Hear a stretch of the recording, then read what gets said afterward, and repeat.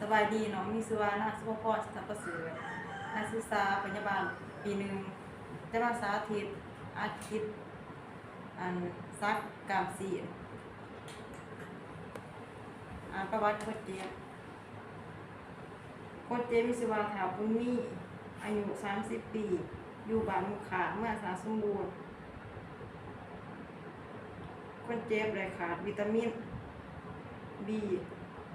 ซึ่งจะซักยาแมนยาวิตามินรวม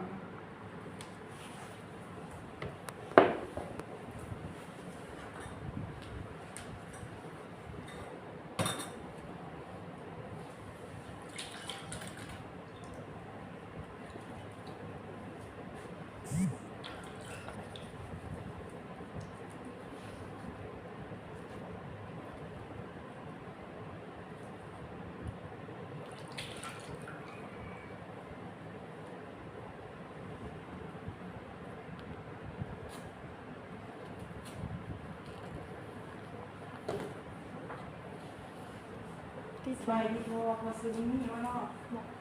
ที่สกอตใส่อ่านดูเป็นนักศึกษาชีจะมาลงฝึกดูเป็นนักศึกษาลงฝึกงานอยู่ตึกนี้เด้อดูสิมาซักยาเด้อเอาไว้ให้ผู้เรียนฝึกเด้อ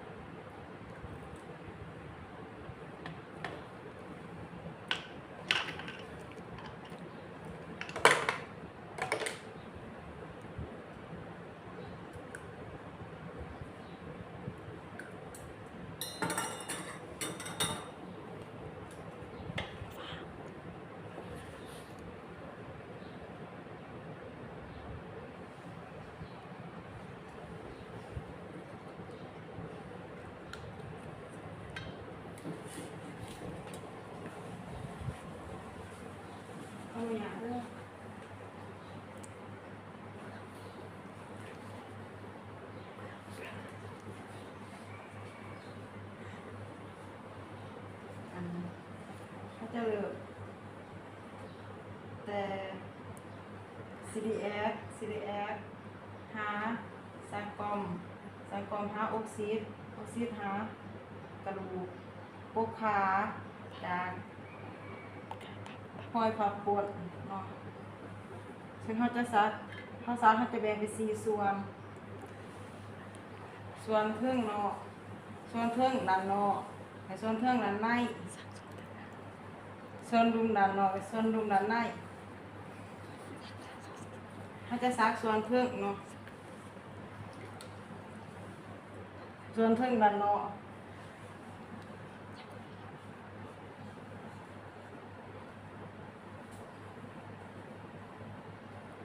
ซึ่งเขาจะซักจากมันมุ่ง90 องศา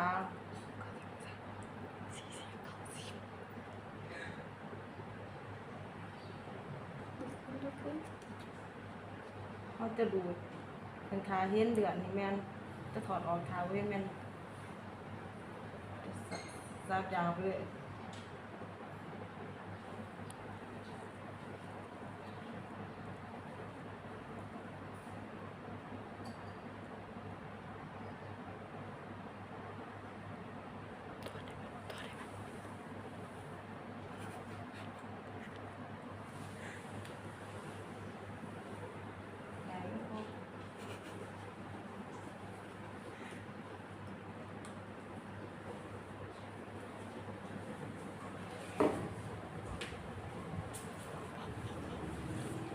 ถ้าหากว่าพอ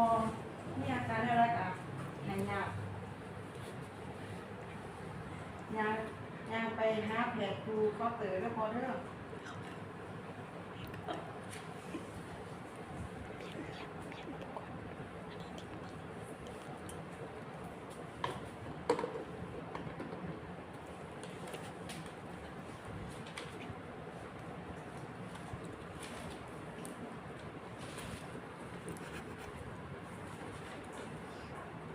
วันที่8